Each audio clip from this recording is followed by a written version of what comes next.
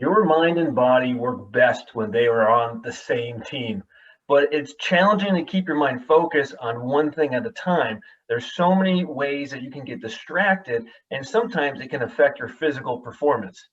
For some people, there is no room for giving in to any distractions because it could mean the difference between life and death. My name is Dr. Tom Naro, creator of My PT, and it's my mission to lead others to better health through movement and wholeness. Now, to do that, help me do that today is my friend Shihan Randy Haskins. Hi, Shihan Haskins. How are you today? All right, how you doing, sir? Awesome, thank you. I'm very honored to have you as a guest here. So before we get into a few questions, I just want to give our listeners a little bit of background. Now, we first met when I was a student at Springfield College, and you were teaching a karate class through the school. And that was 2003. I started studying karate under you, and it really opened my eyes to what real martial arts and martial science really is, true fighting. And this is from me coming from a background doing Taekwondo, which is a sport, and then learning a new way of self-defense that is practical and actually tried and true. So, you know, your skills, your superpower, and your control of your mind is extraordinary to say the least. You have over 40 years of training studying martial sciences. You were former military police and retired corrections officer. So you've taken the essence of self-defense and you had to use it like for your job. So it's really clear that what you do, what you teach, what you practice is legit and is the heart of what some martial science programs are lacking these days. So I was hoping that you will be able to provide us some insight and value to people who either study martial sciences today, or maybe that's not something they're into. I think there's some value where the trainings that you offer not only apply to self-defense, but also to living in the world we are in today. So here's my first question for you. What motivates you to train in self-defense and gain martial understanding? Uh, Good question. Well, there's a couple of things that motivate me. One, my main motivation is my daughter's mother committed suicide, and I promised my daughter when she was 14 years old. She's 25, 26 now. I promised her that. I promised her when she was born, as a matter of fact, that I would not allow her to ever have to worry about anything. I'll always be there to protect her. Then when her mother committed suicide, I promised her that I would not allow her to mourn two parents. So that is my motivation for life and my motivation for training for pragmatic purposes. Another reason what motivates me to train is the deep research and understanding I gather from it, from the process of training and researching karate itself, the true essence of karate. Okinawan karate, which is more geared towards Goshin Jutsu, which is self-protection arts. Now, I know you've had there's a whole lineup of fantastic instructors that you've studied from, and do you still Absolutely. study from anyone today? Yes, absolutely. Noriyasu Kudo Sensei, who is my guide. I have studied with him since I was young, under the Kudokai Association, which is his umbrella organization, which houses a variety of different styles of the martial sciences. Him being the head and then there being a bunch of different instructors underneath that umbrella, as prongs on that umbrella. I study under Takeshi Okamura sensei and Aiki Jujutsu. I studied judo under Nori Kudo sensei, as well as karate. I studied karate under Mark Whitley sensei. And I now study 10th Planet Jiu-Jitsu under Pat Campagnola. So yes, and I'm still in touch with every single one of them. Fantastic. That's great. Now, you've written books. You're published. Yes. One of your most recent books, I have it right here. All right, Martial Advice for Training and Living, the UA Way, and UA, that stands for Underground Alliance. So Yes, you mentioned, so you mentioned this book, Effortless Effort. Can you explain to us, what does effortless effort mean, and how does a person reach that level of physical ability? All right. Well, understanding the martial sciences as a whole, doesn't matter what system you study. A system would be like karate is a system, Aikijutsu is a system, judo is a system, Brazilian Jiu-Jitsu is a system, and they're all systems geared towards, if you study them in pragmatic fashion, through a pragmatic lens, to get you to a point where you can actually, if you study for self-protection, protect yourself efficiently and effortlessly. So, and then there's different styles of those respective systems. You understand? So when you, let's say karate, for example, there's certain tools that we use within karate. Technique and tool is the same word. So a tool is designed to allow someone to fix something, help them fix something in an effortless manner. If it's just as hard with the tool as it is without the tool to fix the problem, what good is the tool? The tool and your understanding of the tool, how to use the tool, allows you to fix whatever problem effortlessly. For example, you go outside, you see your car tires flat, you grab your jack, you grab your tire iron. You can take the lugs off with the tire iron, right? Yep. Effortlessly. And you can lift a 2,000-pound object with the jack effortlessly. Yeah. That's what the tool's designed for. So within your art, your martial science, understanding what that tool / technique, same word, is for, its specific use and way of use will allow you to effortlessly deal with the threat. You see what I mean? It's a lot of times, in my experience, in my 46 plus years training, people execute techniques without truly understanding the technique of the respective action. So it's still a hard endeavor, as opposed to truly studying the technique of the respective action and allowing them to effortlessly implement that technique. Yeah, great. Yeah, it makes me think about like posture and ergonomics, where we're trying to, maximize efficiency, minimize effort, so productivity is at its highest. Absolutely. Yeah, and I think I remember studying judo, that you're trying to make as much productivity with the least amount of effort all the time. Absolutely. All arts are designed that way. Arts are a matter of majors and minors.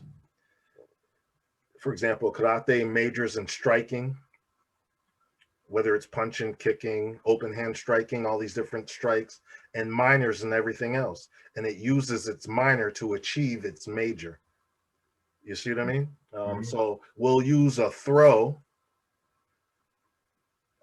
to off balance the person to successfully fell the opponent without falling ourselves, and then strike them when they're in that compromising position, worried about the balance issue, trying to address the balance issue. Mhm. We'll strike with our major.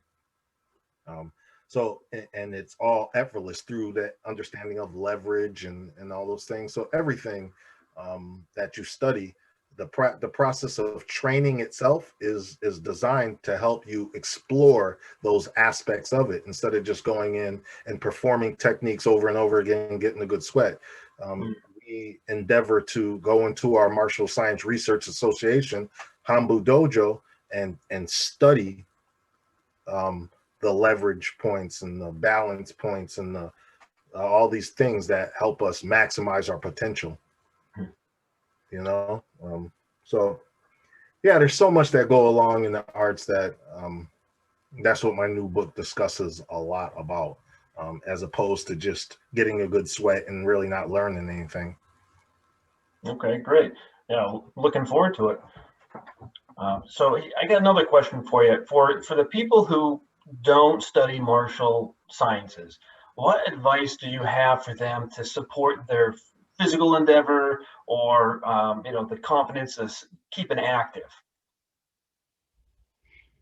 Well, ultimately, it's about understanding one's goal in life, one desires in life. There's a certain saying that I quote, which is my dojo con, my school, uh, almost like oath. It says, one is fueled by their heart, guided by their mind, actions are propelled by their desire. A true person of worth ensures that honor directs their every step, right? Wow. Um, so in that respect, a person's actions are propelled by their desire. If they don't have the vehicle towards that type of enlightenment, such as the martial arts or martial sciences, whatever it is that motivates them or helps them achieve uh, or understand where they want to go in life, they need that thing, whatever it might be, whatever that motivation is, and then they need to understand what exactly is going to better their physicality for them, you know? So, like, I don't know, I exercise for myself. I don't for longevity of life. I make sure that I understand how my body works. I make sure it's not something I do within my dojo with my students. I don't believe in exercising my students for hours on end. Whatever we do for martial arts itself, the techniques are what we do for our fitness. You understand? But my personal exercise, I throw on my weight vest, I go for walks, I work on my posture, I work on my core stability, I work all these things because I want to be better. You know, I want to be around for my little girl.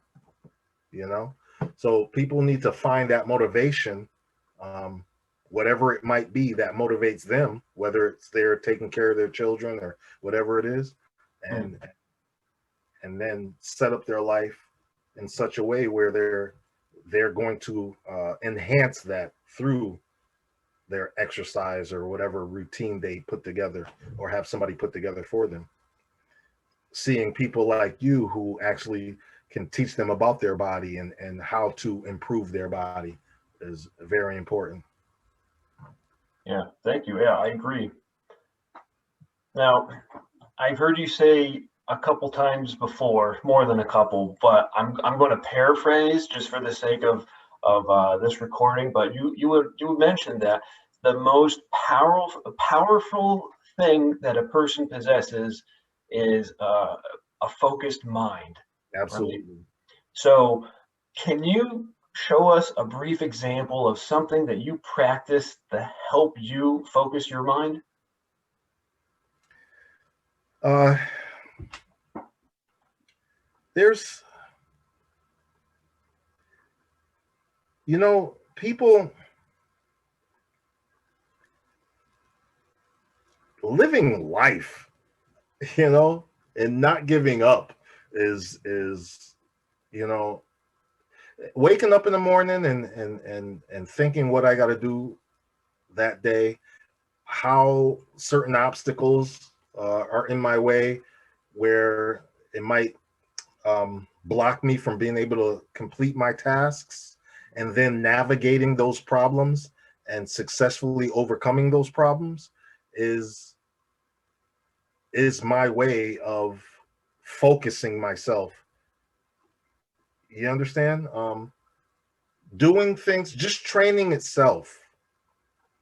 When I don't feel like getting up and going for a 4 mile speed walk with my 75 pound weight vest on, and I really don't feel like it, and I say, all right, I got to do this. And I work my way through that, and I put it on, and I'm dying the whole walk, but I finish and I feel good. Mm. I just took that step closer to focusing my mind to be able to get through anything. It's all those little things that we don't want to do, but we know we should do, and we actually do it. I don't specifically believe in uh, doing things. I let life and me conquering life every day motivate me and focus me. You know, that's my focusing activity. And working out within my art, within my dojo, teaching my classes, working out is just a part of that process. You know, everybody um, has to find their niche. There's people who will never want to work out by going to a gym or joining a dojo or something like that. But I encourage people like that. All right, well, you got to go to the bank, and your bank is downtown and you live uptown. Instead of taking your car, leave 3 hours early and walk downtown, you know? And they Mm. say, oh, wow, that makes sense. And then they build up a desire, a strong mental desire to do that, and they start doing it. They slim down, they build a little bit more muscle, they finish their chores, the things that they got to do, going to the bank and going to the doctor's office and going here, going there, and they got in shape doing it, and now their mind is a little bit more focused. You know, it's things like that. Just way you attack life. It's what helps me, you know, as opposed to, you know, a certain exercise or something like that. Everything I do, I look at as an exercise to help focus my mind. That's great. That's amazing. Thank you. Yeah. Shihan Haskins, I really appreciate your time sharing your experience and knowledge and wisdom. Uh, Before we end this recording, would you like to take a moment to let our listeners know a little bit more about the Underground Alliance? Absolutely. The Underground Alliance Martial Science Research Association is my dojo I built. It's been around. I established it officially in 1996. I was blessed with the opportunity to name my own association by Nori Kudo Sensei. Um, and we focus on pragmatic martial arts. Um, in order to reach me, 413-695-4978. Um, it's a private dojo. We're not really a commercial school. My my writings, Insight 101, The Way of Big Power, came out in 2012. Lightly discusses my views on martial arts in a lighthearted fashion, as well as teaches people in general how to get along with one another. And then Martial Advice for Training and Living the UA Way gets deep into the problem with martial arts this day and age and offers the solution. Within our school, we explore a lot of pragmatic concepts, and we try to clear up all the misconceptions about martial arts that have been being perpetuated since the beginning of time. And the training and the expression of our technique is very unique, but I guarantee you it'll make sense to you, and you won't be able to dispute its effectiveness or the information itself. And we're always around. Awesome. Great. Well, thank you so much. And I can attest to the fact that your school and training is not like any other around, and it's a great experience to explore and to learn under you. So, Shihan Haskins, I thank you again for your time, and look forward to speaking again real soon. Absolutely. Thank you. Los.